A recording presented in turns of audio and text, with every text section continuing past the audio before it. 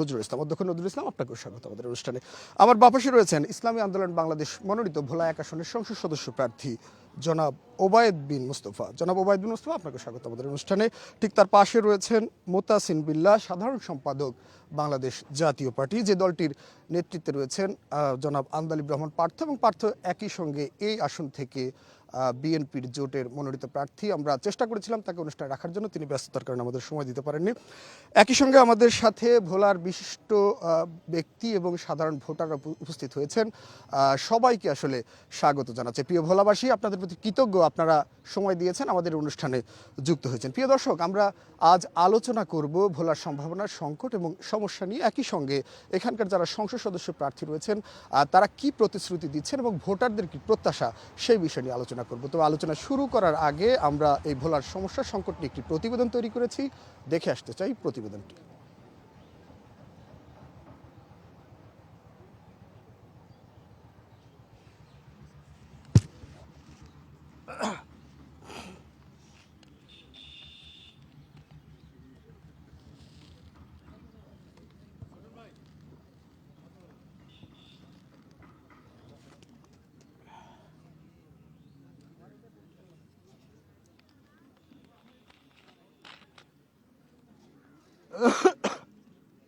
অবকাঠামোগত সীমাবদ্ধতায় এই অমূল্য সম্পদের সুফল পায়নি ভোলাবাসী। নিজস্ব গ্যাস দিয়ে আমাদের এখানে শিল্প কারখানা গড়ে উঠবে, সেটা হবে, কিন্তু আমাদের আসল দাবি হচ্ছে ভোলায় গ্যাস দিয়ে ভোলার মানুষের বাসা বাড়িতে গ্যাস সংযোগ দেওয়া হোক। এই জেলার মানুষ গ্যাস দিচ্ছে, বিদ্যুৎ দিচ্ছে, মাছ দিচ্ছে এবং পশু সম্পদ দিচ্ছে, প্রাণী সম্পদ দিচ্ছে, আমিষের ঘাটতি পূরণ করছে, তরমুজ দিচ্ছে, ধান দিচ্ছে, সুপারি দিচ্ছে। বিনিময়ে ভোলা বরিশাল সেতু এবং একটি মেডিকেল কলেজ, একটি বিশ্ববিদ্যালয় কলেজ এবং গ্যাস ভিত্তিক কলকারখানা তাদের একটি যৌক্তিক দাবি। শুধু গ্যাস নয়, ভোলার কৃষি ও মৎস্য সম্পদ, বিশেষ করে ইলিশ আর মহিষের দুধের কাঁচা দই বিদেশেও সমাদৃত।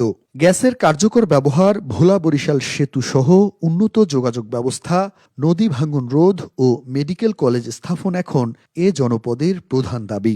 ভোলা বরিশাল ব্রিজ দাবি স্থানীয় মানুষের দাবি, সেই দাবিটিও পূরণ করবার জন্য তারা চেষ্টা করবেন। প্রকাশ্যে জনসম্মুখে এসে আপনাদের স্পষ্ট উচ্চারণ দেখতে চাই যে ভোলাবাসীর এই দাবির পক্ষে আপনার এবং আপনার দলের অবস্থানটি কি হবে। তারাই প্রতিনিধি হবে, ভোলার মানুষের দুঃখে দুর্দশায় তারা পাশে থাকবে, ভোলার মানুষের যে দাবিগুলো রয়েছে সেই দাবিগুলো পরিপূর্ণভাবে আদায় করবে। রাস্তা, কোন কালভেট, ব্রিজ এছাড়া কি হইবে? দেশের উন্নয়ন করে তারে আমরা ভোট দেব। যে আমাদের সে রাজনৈতিক স্থিতিশীলতা বজায় রাখতে পারবে, রাজনৈতিক যে ভারসাম্য আছে সেটা বজায় রাখতে পারবে, আর এই ধাওয়া পাল্টা ধাওয়া রাজনীতি বন্ধ হোক। আমরা চাই একটি সুষ্ঠু, নিরপেক্ষ, সুন্দর ভোট। নির্বাচন সামনে রেখে ভোটারদের মন জয়ের নানা কৌশল নিয়ে মাঠে নেমেছেন প্রার্থীরা।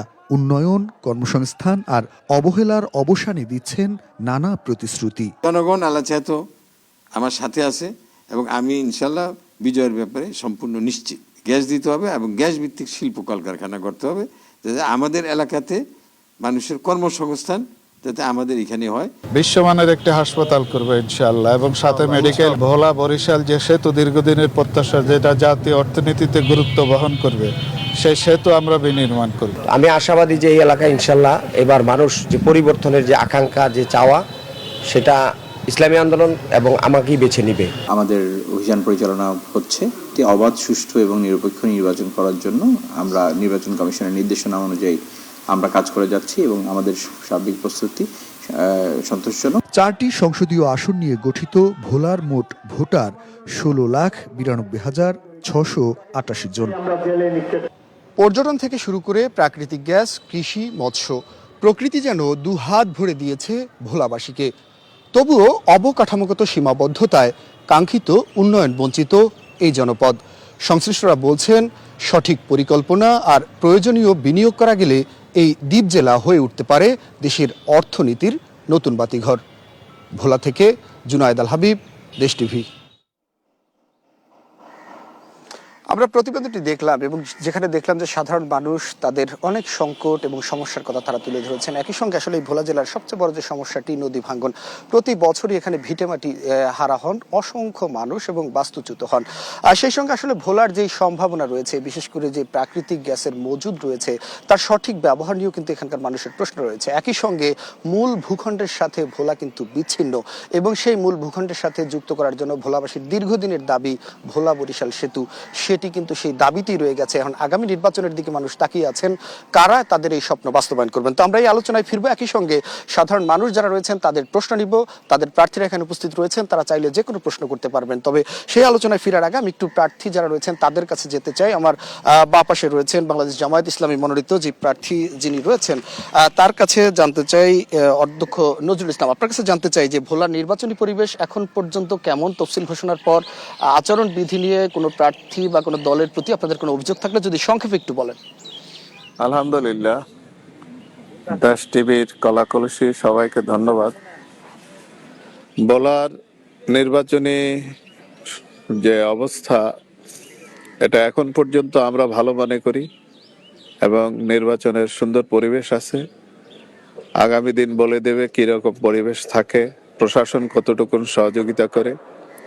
তা আমরা মনে করি এরকম পরিবেশ থাকলে আমরা উৎসবমুখর পরিবেশে সবাই ইনশাআল্লাহ ভোট দিতে পারবে, জনগণ ভোট দিতে। তিনি যেমনটা বলছিলেন যে এখন পর্যন্ত নির্বাচনী পরিবেশ স্বাভাবিক রয়েছে, যদিও আমরা বিভিন্ন পত্রপত্রিকায় দেখেছি যে তফসিল ঘোষণার পর ভোলার রাজনীতি কিছুটা উত্তপ্ত হয়ে পড়েছিল, যেখানে আসলে বিএনপি এবং বিজেপির মধ্যে দফায় দফায় সংঘর্ষের খবর আমরা পেয়েছি। আমরা একটু জানতে চাই, এখানে যিনি বিএনপির প্রতিনিধিত্ব করছেন এই জেলার বিএনপির সদস্য সচিব জনাব রাইসুল আলম, আপনার কাছে জানতে চাই ভোলা নির্বাচনী পরিবেশ কেমন? শুধু ভোলা এক নয়, পুরো ভোলা জেলা নির্বাচনী অবস্থা নিয়ে যদি আপনি কিছু বলেন। বিসমিল্লাহির রহমানির রহিম, আপনাদেরকে ধন্যবাদ।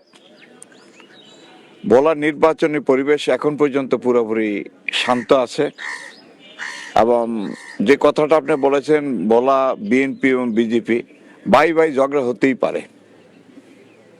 এই ঝগড়া সাময়িক ঝগড়া, বৃহৎ সাথে ঐক্যর সাথে আমরা কোনো আমাদের মধ্যে দ্বিমত নেই।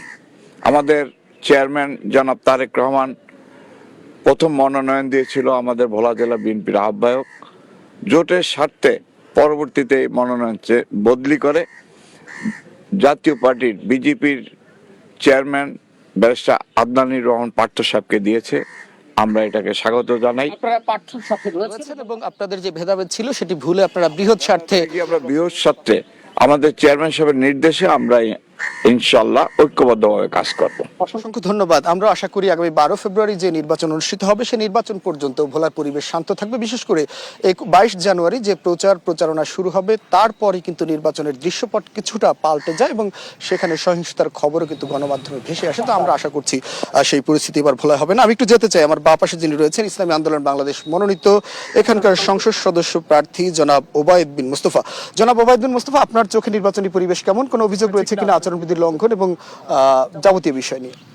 ধন্যবাদ। দেশ টিভির সকল কলা কৌশলী সহ আপনারা যারা দেখছেন, আজকে বিভিন্ন রাজনৈতিক দলের নেতৃবৃন্দ সহ সামনে যারা শ্রোতা উপস্থিত রয়েছেন, আপনাদেরকে ধন্যবাদ এবং কৃতজ্ঞতা দ্বীপ জেলা ভোলায় এসে আমাদের এই অনুষ্ঠানটি কভার করার জন্য এবং দ্বীপ জেলা ভোলার যে সমস্যাগুলোকে তুলে ধরার জন্য।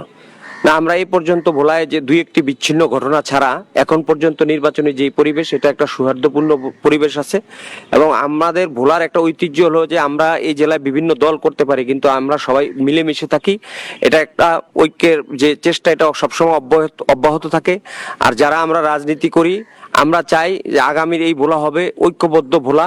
আমাদের যে চাওয়া, আমাদের যে চেষ্টা এগুলো, আর আপনারা যে সমসাময়িক যে বিষয়গুলো তুলে ধরেছেন, এটা আমাদের দ্বীপ জেলা ভোলার আসলে অনেক বছরের সমস্যা। আচ্ছা, আমরা সমস্যা নিয়ে আলোচনা করব। আমরা একটু পরিবেশটি জানতে চাই। ধন্যবাদ আপনাকে। আমি একটু যেতে চাই বিজেপির যিনি এখানে প্রতিনিধিত্ব করছেন দলটির সাধারণ সম্পাদক মোতাসিম বিল্লাহ, আপনার কাছে ছোট করে জানতে চাই নির্বাচনী পরিবেশ কেমন? কোনো অভিযোগ আছে কিনা প্রতিপক্ষ রাজনৈতিক দলের বিরুদ্ধে? যদি সংক্ষেপে বলেন। বিসমিল্লাহির রহমানির রহিম। ধন্যবাদ দেশ টিভিকে। সত্যিকারে ভোলা নির্বাচন পরিবেশ খুবই সুন্দর, খুবই ভালো। ভোলা একটি শান্তিপূর্ণ জেলা, এখানকার মানুষ সবাই সবার আত্মীয়।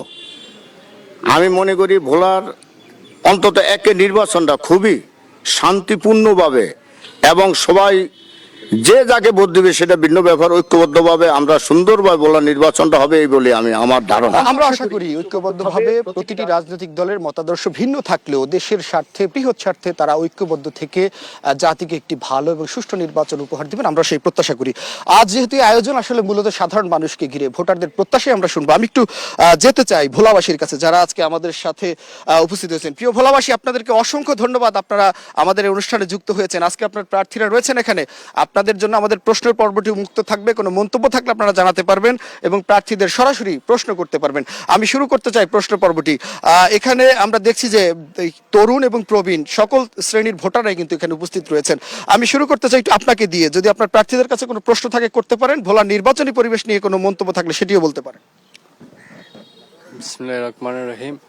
আমি আমার জেলা বিএনপির সেক্রেটারি এবং যুগ্ম আহ্বায়ক তরিক ইসলাম কায়েদের কাছে আমার প্রশ্ন, বলার যে 5 দফা দাবি, এই দাবি ওনাদের কাছ থেকে আমি শুনতে চাই। অসংখ্য ধন্যবাদ। ভোলাবাসীর যে 5 দফা দাবি রয়েছে সেই দাবি নিয়ে বিএনপির অবস্থান কি থাকবে সেটি জানতে চাইছে একজন প্রবীণ ভোটার রয়েছেন এখানে। আমি একটু আপনার কাছে জানতে চাই, ভোলার নির্বাচনী পরিবেশ কেমন দেখছেন? প্রার্থীদের কাছে কোনো প্রশ্ন থাকলে ভোলার উন্নয়ন সমস্যা সংকট নিয়ে একটু বলতে পারেন। আমরা ভোলা একটি দ্বীপ জেলা। এখানে যারা প্রার্থী হতে যাচ্ছেন, যারা নির্বাচিত হবেন তারা তো জাতীয় সংসদের, তাদের কাছে দাবি হলো আমাদের এই ভোলা জেলায় শিল্প কারখানার জন্য স্থাপনা করা হয়, আমাদের ভোলা বরিশালের সাথে তথা রাজধানীর সাথে জন্য ব্রিজের ব্যবস্থা করা হয় এবং ভোলার উভয় দিকে মেঘনা এবং তেঁতুলিয়া এই নদীর ভাঙ্গনগুলো যেন রোধ করা হয় এবং 13-10 জাতীয় সংসদ নির্বাচনের জন্য আমরা আনন্দমুখর পরিবেশে, উৎসবমুখর পরিবেশে আমাদের এদেশের জনগণ ভোটাধিকার প্রয়োগ করতে পারে, এটাও আমাদের প্রার্থীর কাছে তথা নির্বাচন কমিশনারকে আমাদের প্রাণের দাবি। অসংখ্য ধন্যবাদ। তিনি যেমনটা বলছিলেন যে আসলে সাধারণ মানুষ যাতে নির্বিঘ্নে ভোট দিতে পারে, আপনাদের কাছে সেটি জানতে চাইছেন। একই সঙ্গে আমাদের বেকারত্ব একটি বড় সমস্যা, সেটি দূরীকরণে শিল্পায়নের ব্যবস্থার ক্ষেত্রে আপনারা কি করবেন সে বিষয়ে জানতে চেয়েছেন। আমি একটু পেছনে দেখতে পাচ্ছি অসংখ্য নারী ভোটাররা আজকে এখানে উপস্থিত হয়েছেন। একটু আপনাদের কাছে আসতে চাই, আপনাদের নারীদের অধিকার নিয়ে আপনারা আসলে ভোলায় কি অবস্থায় বসবাস করছেন, কোনো সমস্যা রয়েছে কিনা, কোনো সংকট রয়েছে কিনা, কোনো দাবি রয়েছে কিনা প্রার্থীদের কাছে আপনারা করতে পারেন। একটু আপনার কাছে দিয়ে শুরু করতে চাই। আসসালামু আলাইকুম। আমি ভোলাবাসীর উদ্দেশ্যে বলতেছি যে আমাদের নির্বাচন যেন সুষ্ঠু সুন্দর পরিবেশে হয় এবং দেশের জনগণ যাতে শান্তিপূর্ণভাবে বসবাস করতে পারে। অসংখ্য ধন্যবাদ। যাতে ভোলার নির্বাচনের পরিবেশ স্বাভাবিক থাকে সেই দাবি করছে। একটু তরুণ ভোটারদের কাছে যেতে চাই, আপনাদের কাছে জানতে চাই, আর তরুণদের তো অনেক প্রত্যাশা, যদি কোনো প্রশ্ন থাকে আপনারা করতে পারেন প্রার্থীদের।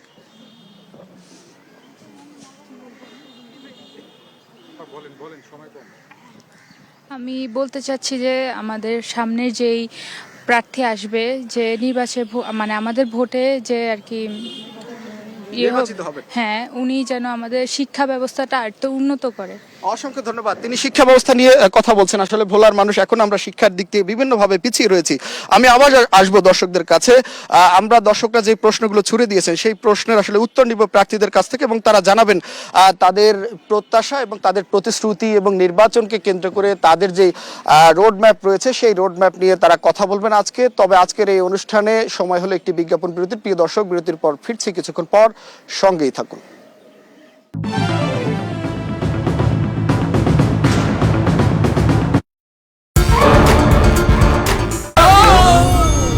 ডেন্টিস্টের পরামর্শ নাও নতুন কোলগেট অ্যাক্টিভ সল্ট।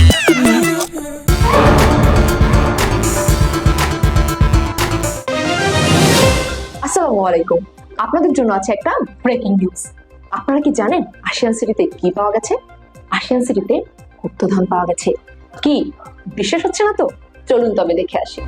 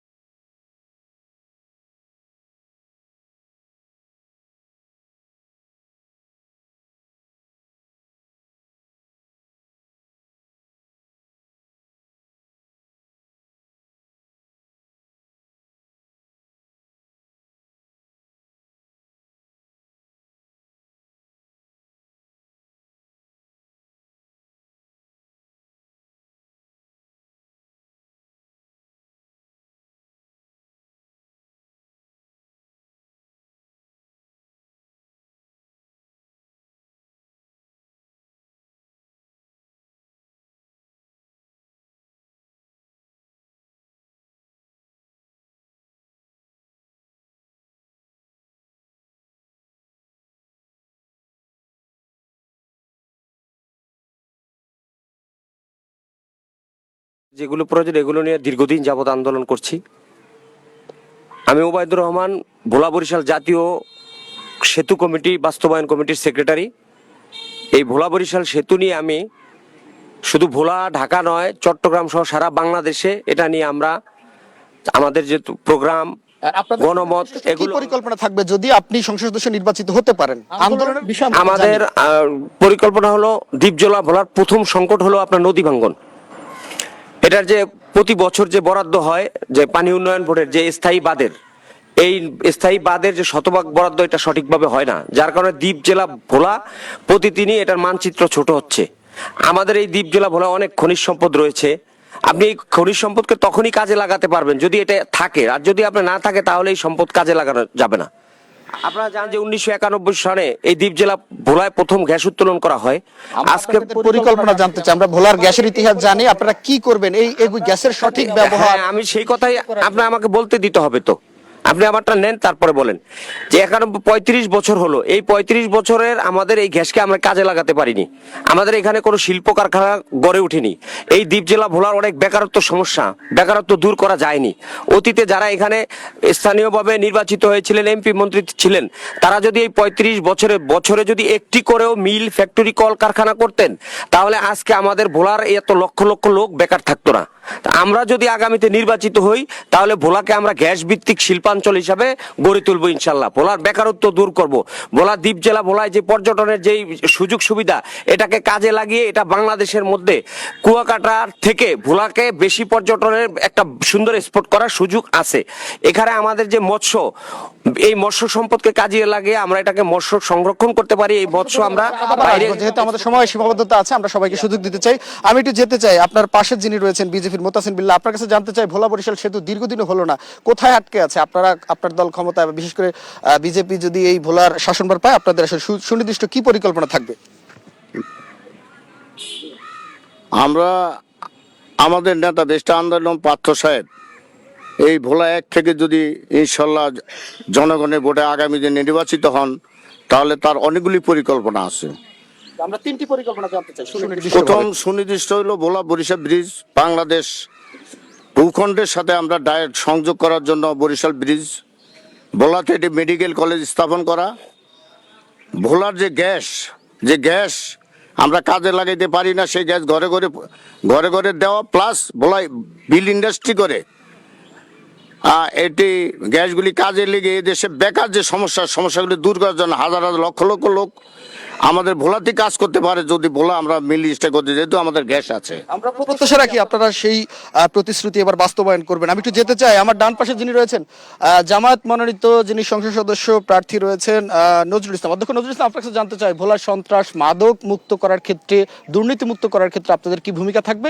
বিশেষ করে ভোলার প্রাণের দাবি ভোলা বরিশাল সেতু, সেটি নিয়ে আপনাদের সুনির্দিষ্ট পরিকল্পনা যদি বলেন একটু সংক্ষেপে। মাদক সন্ত্রাস দমনের ক্ষেত্রে ইনশাল্লাহ আমাদের সুনির্দিষ্ট কিছু পরিকল্পনা আছে। যুব সমাজকে খেলাধুলার প্রতি আসক্ত করা, খেলাধুলার মাঠে ছেড়ে দেওয়া এবং মাদক বিরোধী যে অভিযান, প্রচারপত্র ইত্যাদি, এগুলোর ব্যাপারে আমরা খুবই আগ থেকে সচেতন। ভবিষ্যতে আরো কার্যকরী আমরা পদক্ষেপ নেব। এবং ভোলা বরিশাল যে সেতু, বরিশাল সেতুর ব্যাপারে ইনশাল্লাহ আমরা ভোলাবাসীর কাছে কমিটেড। আমরা নির্বাচিত হলে আমাদের সরকার, বাংলাদেশ জামায়াত ইসলামীর দাঁড়িপাল্লার সরকার যদি আসে, আমরা যত তাড়াতাড়ি সম্ভব এই প্রকল্প ইনশাল্লাহ আমরা হাতে নেব। কারণ এটা একটা লাভজনক প্রকল্প বাংলাদেশ গভর্নমেন্টের জন্য। সেই বেনাপোল থেকে যশোর, খুলনা, বরিশাল, ভোলা হয়ে চিটাগাংয়ের সাথে একটা কানেক্টিভিটি রচনা হবে। এটা বাংলাদেশের অর্থনীতিতে খুবই গতির সঞ্চার করবে বলে আমরা বিশ্বাস করি। ধন্যবাদ। একটু যেতে চাই বিএনপির প্রতিনিধি হয়ে যিনি আজ উপস্থিত হয়েছেন, রাইসুল ইসলাম, জনাব রাইসুল ইসলাম। বিএনপি দীর্ঘদিন বাংলাদেশের শাসনভারের দায়িত্বে ছিল, ক্ষমতা ছিল, সরকারে ছিল, কিন্তু ভোলাবাসীর প্রাণের দাবি ভোলা বরিশাল সেতু, সেটির আলোর মুখ দেখেনি। একই সঙ্গে ভোলার যে প্রাকৃতিক গ্যাস মজুদ রয়েছে তারও সঠিক ব্যবহার আপনারা নিশ্চিত করতে পারেননি। তাহলে কেন মানুষ আপনাদের উপর আবার ভরসা রাখবে যদি বলেন? জি, সবাইকে আবারও ধন্যবাদ। ভোলা গ্যাস উত্তোলনের ক্ষেত্রে আপনার এটা বন্ধ হয়েছিল, তারপরে আমাদের তৎকালীন মন্ত্রী মোশাররফ হোসেন শাহজাহান, বেগম খালেদা জিয়া তৎকালীন প্রধানমন্ত্রী, তার সাথে আলাপ করে রাজস্ব খাতের থেকে টাকা নিয়ে এই গ্যাস উত্তোলন শুরু করেছে। পরবর্তীতে ফ্যাসিস্ট সরকার এসে এটাকে দিকে দৃষ্টি দেয়নি। আর আরেকটি বিষয় বলেছেন যে ভোলা এবং ভোলা টাউন প্রোটেকশনের নামে এই তৎকালীন মন্ত্রী মোশাররফ হোসেন শাহজাহান এই টাউন প্রোটেকশনের নামে নদী ভাঙ্গা রোধের কাজ শুরু করে। তার পরবর্তীতে পানি সম্পদ মন্ত্রী মেজর হাফিজউদ্দিন আহমেদ ভোলার অনেক জায়গায় নদী ভাঙ্গা রোধ করতে সক্ষম হয়েছে, কিছু কিছু জায়গা সম্পূর্ণ করতে পারে নাই, যার পরিপ্রেক্ষিতে পানির গতিটা ওদিক দিয়ে ঢুকে ক্ষতিগ্রস্ত হচ্ছে। তো ইনশাল্লাহ যদি বিএনপি সরকার ক্ষমতায় আসে আমরা অবশ্যই এই নদী ভাঙ্গা রোধ করব। ভোলা বরিশাল সেতু এটা আমাদের প্রাণের দাবি। আমরা ভোলাবাসীর, আমি একজন যুগ্ম আহ্বায়ক, আমরা এটা নিয়ে আমরা আন্দোলন করেছি এবং বিএনপি ক্ষমতায় আসলে আমাদের চেয়ারম্যান জনাব তারেক রহমান আমাদেরকে নিয়ে তিনি অবশ্যই তিনি আমাদের কথা ভূমিকা রাখবেন এই প্রত্যাশা আমরা প্রত্যাশা করি। যদি বিএনপি পাশাপাশি এই গ্যাস উত্তোলনের ক্ষেত্রে ভোলা অসংখ্য কলকারখানা স্থাপন করব, তাহলে ভোলার বেকারত্ব দূর হবে। অসংখ্য ধন্যবাদ। আমরা প্রত্যাশা করি আপনারা যে প্রতিশ্রুতিগুলো দিচ্ছেন এখন নির্বাচনের আগে, নির্বাচনের পর আগের মতো আসলে এই প্রতিশ্রুতি হারিয়ে যাবে না এবং আপনারা প্রতিশ্রুতিগুলো বাস্তবায়নে সর্বোচ্চ কার্যকর ভূমিকা পালন করবেন। আমি একটু যেতে চাই, আমার এখানে উপস্থিত হয়েছেন ভোলার সম্মানিত বেশ কয়েকজন অতিথি। শুরুতেই যেতে চাই মোবাশ্বের উল্লাহ চৌধুরী, সভাপতি সুশাসনের জন্য নাগরিক। জনাব মোবাশ্বের উল্লাহ চৌধুরী, আপনাকে স্বাগত আমাদের অনুষ্ঠানে। আপনি প্রার্থীদের কথা শুনছিলেন, সাধারণ মানুষের প্রত্যাশার কথাও শুনছিলেন, দীর্ঘদিন ভোলা নিয়ে কাজ করেন। আপনার যদি ভোলা নিয়ে কোনো মন্তব্য থাকে সেটি করতে পারেন, কোনো প্রশ্ন থাকলেও প্রার্থীদের কাছে সেটি আপনি জানাতে পারেন। সবাইকে ধন্যবাদ। আমার প্রত্যাশা তো আছেই, কিন্তু প্রত্যাশা বাস্তবায়ন হবে কিনা সেখানে আমি সন্দিহান। আমাদের সাধারণ মানুষের যে প্রত্যাশা, সেই প্রত্যাশার সাথে আমিও একমত। ভোলায় মেডিকেল কলেজ স্থাপিত হোক, ভোলা বরিশাল রাস্তা স্থাপিত হোক, ভোলায় শিল্প কারখানা গড়ে উঠুক, কিন্তু কারা করবে? আমি বিগত দিনের ইতিহাস আমরা দেখেছি যে বিগত দিনের ইতিহাসে দেখেছি যারা নির্বাচিত হয়ে এসেছেন তারা জনগণের স্বার্থে কাজ করে না, তারা কাজ করে নিজেদের ব্যক্তিগত স্বার্থে, দলগত স্বার্থে। কর্মী পালে প্রজেক্টের নামে কোটি কোটি টাকা আসে, সেই কোটি কোটি টাকা জনগণের স্বার্থে ব্যয় হয় না, থোক বরাদ্দ কিছু হয় আর বাকিটা চলে যায় ঠিকাদার, দলীয় নেতা এবং কর্মী পালনের ক্ষেত্রে। ভোলায় তাহলে এই সমস্যাগুলো সমাধানে প্রার্থীদের কাছে আপনার কোনো ভাবনার কথা থাকলে একটু বলতে পারেন। প্রার্থীদের কাছে আমার একটাই ভাবনা, একটাই প্রস্তাব, যেন আগের কথা ভুলে যান, এখন নতুনভাবে ভাবেন যে না, রাজনীতি করা মানে হচ্ছে জনগণের স্বার্থ নিয়ে ভাবা, স্বার্থে কাজ করা।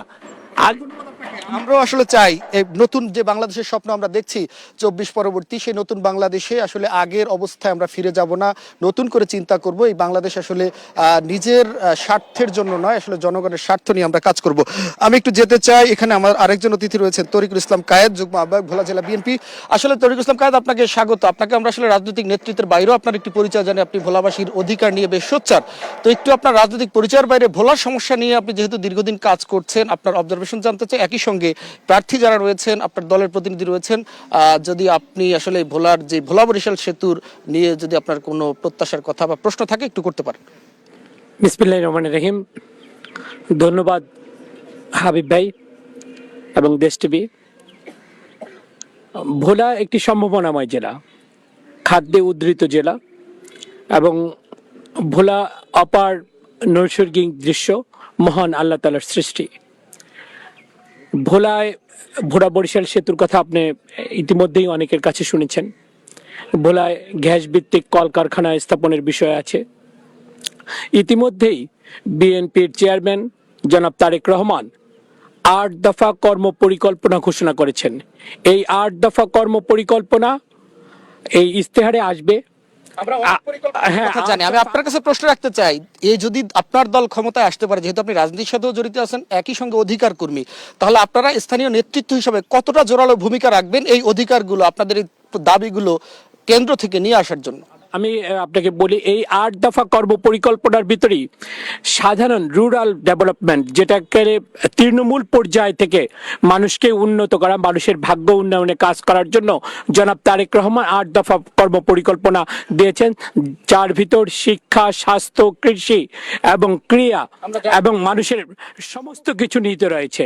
এই 8 দফা কর্ম পরিকল্পনা যদি বাংলাদেশে বাস্তবায়িত হয় এবং সেই সাথে সাথে ভোলার যেই আর্থসামাজিক অবস্থানের দিক থেকে যে দাবিগুলো রয়েছে, এই দাবিগুলোরও সম্পূর্ণ সমাধান হবে। বিএনপি সবসময় জনগণের ইচ্ছার প্রতিফলন থাকে। ধন্যবাদ। আমরা একটু আপনার পাশে রয়েছেন মিন মোশাররফ হোসেন রবি, তার কাছে একটু যেতে চাই। মোশাররফ হোসেন রবি, আমরা যতটুকু জানি যে ভোলা বরিশাল সেতুর দাবিতে যে লং মার্চ হয়েছিল সেখানে আপনি উপস্থিত ছিলেন। আসলে আপনারা কি মনে করছেন, এই ভোলা বরিশাল সেতু কি একটি রাজনৈতিক স্লোগান নাকি বাস্তবায়নযোগ্য, আদৌ কি বাস্তবায়ন হবে? একটু যদি আপনার মন্তব্য করেন। জি, আমরা ভোলাবাসী যেই সংগঠন, এটা হলো আমাদের রাজনৈতিক দল এবং সামাজিক সংগঠনগুলোর ঐক্যবদ্ধ একটা জোট, এবং ভোলার সকল রাজনৈতিক দল চায় এই সমস্যাগুলোর সমাধান হোক। কিন্তু আমাদের কাছে একটা কষ্টদায়ক বিষয় হলো বাতির নিচে অন্ধকার থাকে। বাতির নিচে অন্ধকার মানে বিষয়টা হলো এরকম, আমরা ভোলাবাসী মনে করি আমাদের কিন্তু খুব ভালো ভালো লিডার আছে যারা আলোকিত পুরো বাংলাদেশে এবং অতীতে ছিল, যাদের আলোয় আলোকিত পুরো বাংলাদেশ হয়েছে। ওই যে বললাম না, বাতির নিচে অন্ধকার, আমরা আলোকিত হতে পারি নাই। মানে আমাদের জেলা এই সব জাতীয় নেতাদের দ্বারা এই যে সমস্যাগুলো নিয়ে আমরা আন্দোলন করেছি। কেন করেছি? তারা যদি এই জেলায় এই আন্দোলন করা লাগতো না, যদি তারা এই আলোয় আলোকিত করতে পারতো।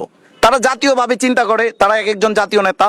আমি ভোলাতেই বলতে পারি, ভোলাই 1 আসনের প্রার্থী ব্যারিস্টার আন্দাল রহমান পার্থ, মেজর হাফিজ আমাদের জাতীয় নেতা, নুর ইসলাম নয়ন তিনি হলেন বিএনপির যুব দলের সাধারণ সম্পাদক। তো এরা হলো জাতীয় নেতা, কিন্তু এই জাতীয় নেতাদের যেই কার্যক্রম তারা পুরো বাংলাদেশকে আলোকিত করে, তারা ভোলার দিকে আমি আশা করি এরা বা অন্য অন্য দলের যারা ভালো ভালো ক্যান্ডিডেট যারা নির্বাচন করছে তাদের কাছে আমাদের প্রত্যাশা থাকবে আপনারা ভোলাকে আলোকিত করবেন, জাতিকে আমরা চাই ভোলা আলোকিত হোক, যারা নেতৃত্বে আসবেন আগামী দিনে তাদের হাত ধরেই ভোলা ভাগ্যের পরিবর্তন হোক, সাধারণ মানুষ তার অধিকার নিয়ে বাঁচুক। আমরা একটু বিরতিতে যাব, তার আগে একটু পরিচয় করে দিতে চাই। আমার সাথে আরো দুজন সম্মানিত অতিথি এখানে উপস্থিত হয়েছেন। অধ্যক্ষ মাওলানা আশরাফ আলী, ইসলামী ফ্রন্ট মনোনীত ভোলা 1 আসনের সংসদ সদস্য প্রার্থী। অধ্যক্ষ মাওলানা আশরাফ আলী, আপনাকে স্বাগত আমাদের অনুষ্ঠানে এবং ধন্যবাদ, কৃতজ্ঞতা জানাচ্ছি আপনি এখানে উপস্থিত হয়েছেন। সেই সাথে রয়েছেন Mizanur Rahman, national peoples party মনোনীত ভোলা 1 আসনের সংসদ সদস্য প্রার্থী। যারা মিজানুর রহমান, আপনার প্রতি কৃতজ্ঞ, আপনি আমাদেরকে সময় দিয়েছেন। প্রিয় দর্শক, আপনারা দেখছেন আশিয়ান সিটি নিবেদিত আপনার ব্যালট অনুষ্ঠান। সময় হলো একটি বিজ্ঞাপন বিরতির, ফিরছে কিছুক্ষণ পর, সঙ্গেই থাকুন।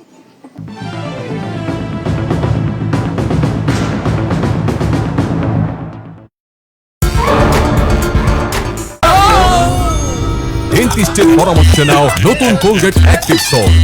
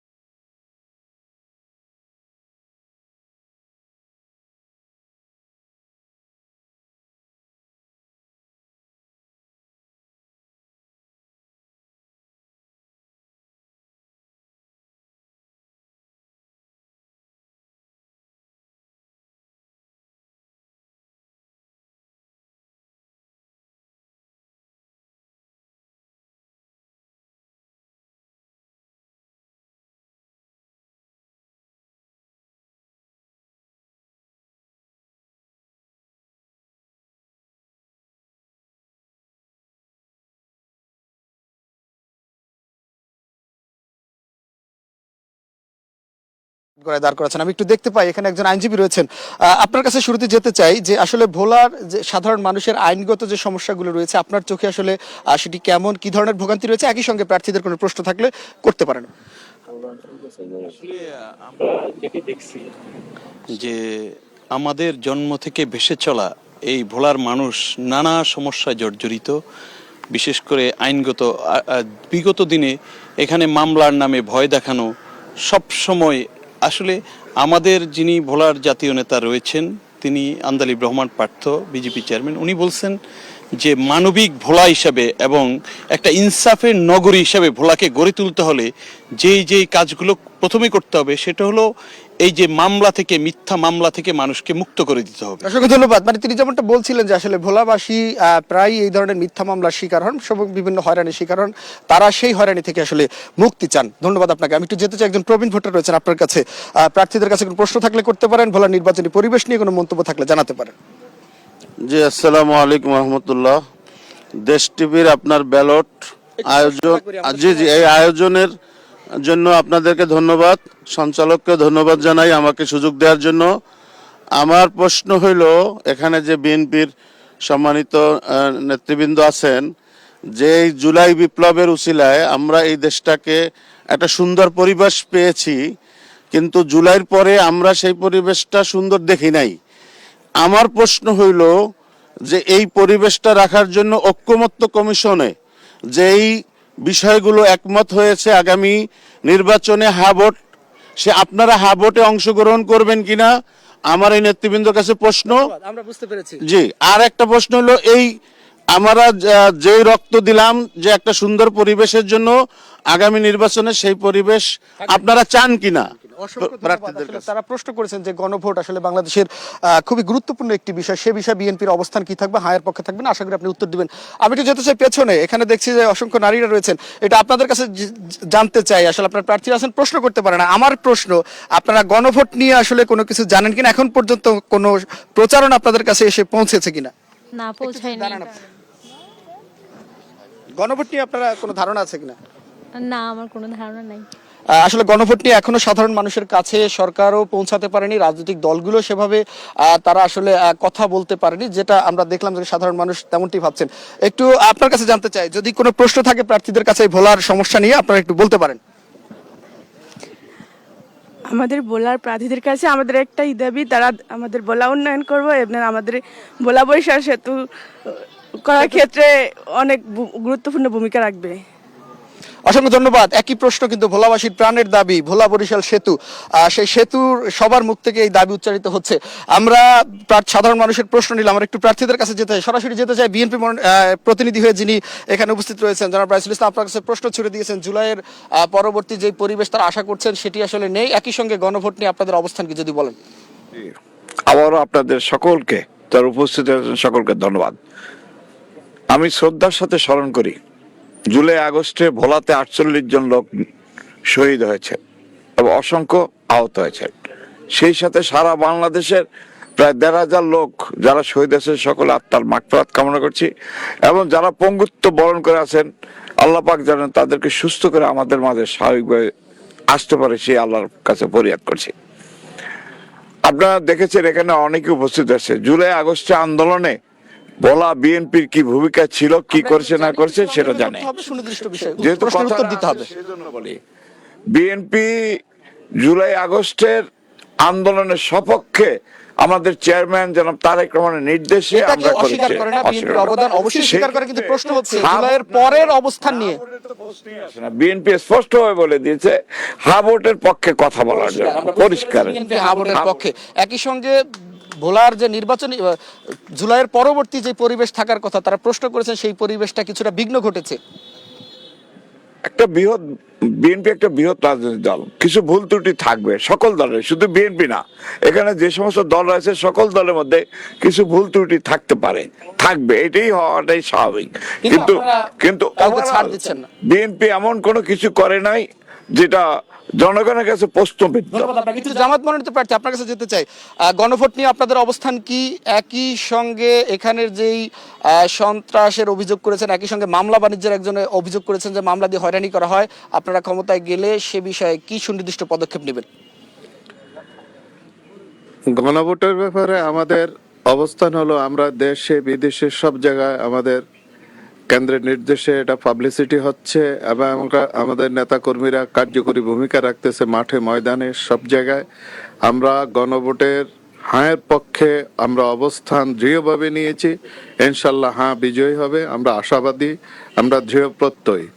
আর মামলা এগুলো বাণিজ্য ভোলাতে, এটা ইনশাল্লাহ আমার দল বাংলাদেশ জামাত ইসলামের দাঁড়িপাল্লা সরকার যদি আমরা ইনশাল্লাহ গঠন করতে পারি, তাহলে মামলা সিস্টেমেটিক ওয়েতে মামলা একবার জিরো পর্যায়ে নিয়ে আসবে ইনশাল্লাহ।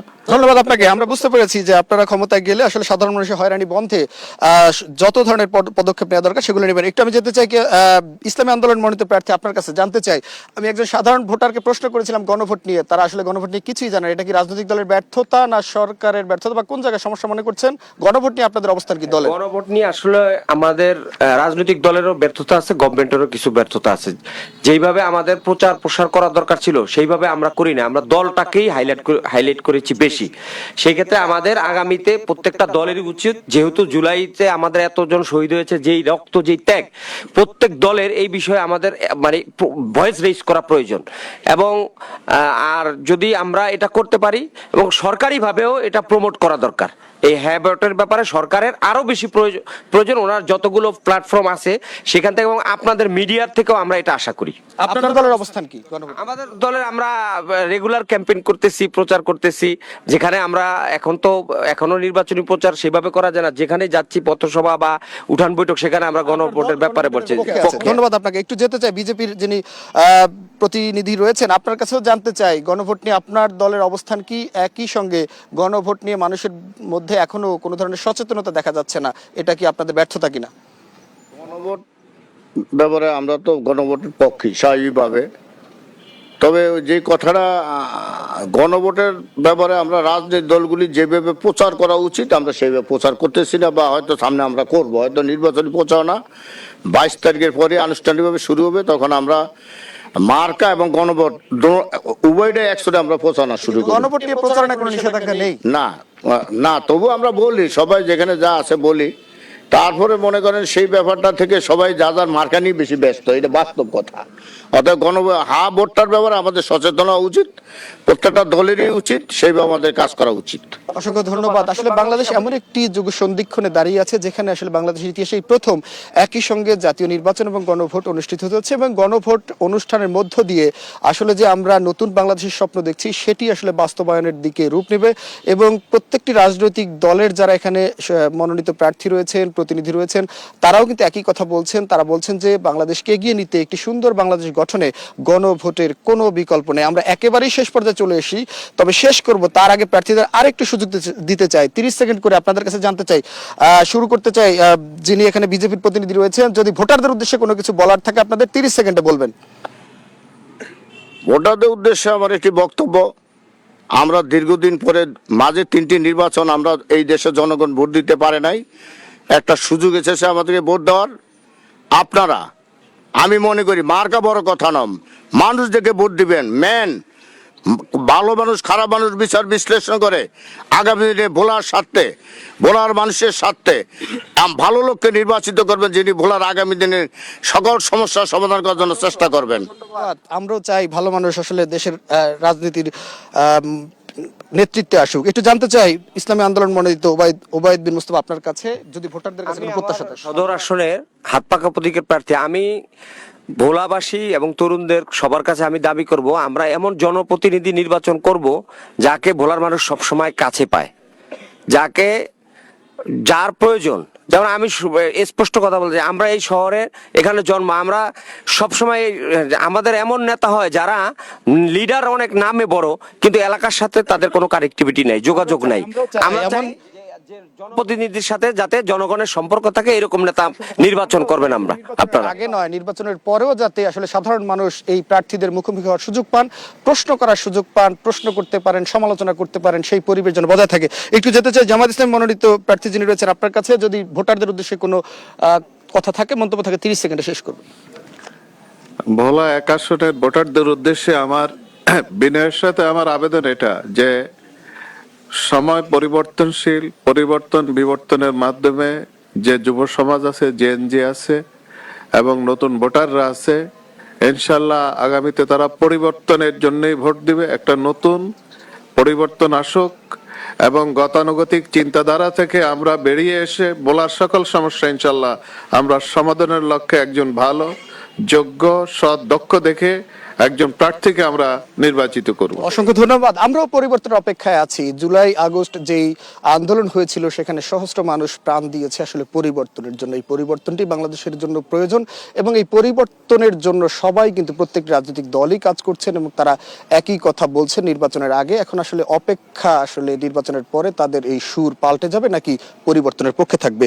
আমি একটু যেতে চাই বিএনপির প্রতিনিধি এখানে যিনি আছেন রাইসুল আলম, আপনার কাছে একটু জানতে চাই আপনাদের এখানে যারা ভোটার রয়েছেন তাদের উদ্দেশ্যে যদি আপনাদের কোনো বক্তব্য থাকে। এখানে যারা ভোটার, নবাগত যারা ভোটার হয়েছেন এবং অনেকেই আছে দীর্ঘ 70 বছর ভোট দিতে পারেনি, দিনের ভোট রাত্রে হয়েছে এবং বিনা ভোটে হয়েছে, নানান কারণে মানুষ ভোট দিতে পারেনি। ভোটের জন্য মানুষ আগ্রহে আছে এবং বিএনপি, আমাদের চেয়ারম্যান তারেক রহমান নেতৃত্বাধীন বিএনপি ধানের শীষে ভোট দেওয়ার জন্য আমি সকলের কাছে বিনয়ের সাথে আবেদন করব, সকলের দলমত নির্বিশেষে বিএনপি ধানের শীষে ভোট দেয় এবং বিএনপির নেতৃত্বাধীন ঐক্য জোটের প্রার্থী ভোলা সদর আসনে ব্যবসা আদনানির রহমান পার্থকে গরুগাড়ি মার্কায় ভোট দেওয়ার।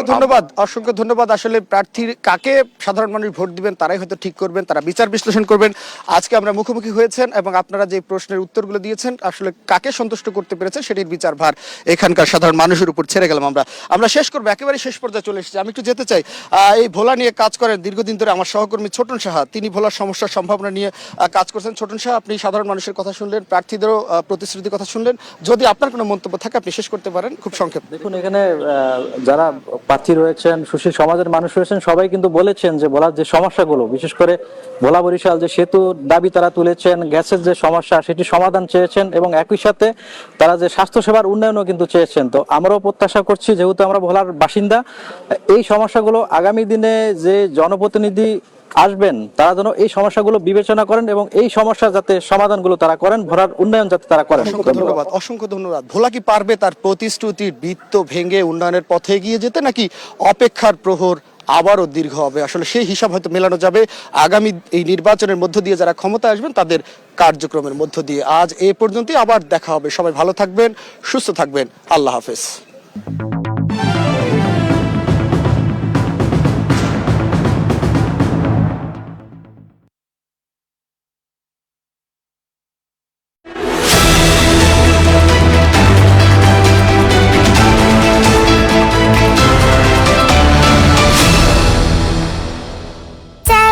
Twinkle baby pant diaper, wetness indicator, সহ কটনি সফট ডায়াপার, UV রশ্মিতে জীবাণু মুক্ত সুগন্ধিযুক্ত টুইঙ্কেল ডায়াপার। ফ্যান্টাস্টিক 4 ফিচার সহ এলো Savlon twinkle baby pant diaper, যা সোনামণিকে রাখে স্বস্তিতে। শুরুটা হোক যত্নে। ভাই, তুমি চা বানাই দিলা? এক কাপ চাই যদি বানাই খাওয়াতে না পারি, কমিশনার হওয়ার পরে কি করবো? ভাই, তুমি যেরকম নাম্বার 1, তোমার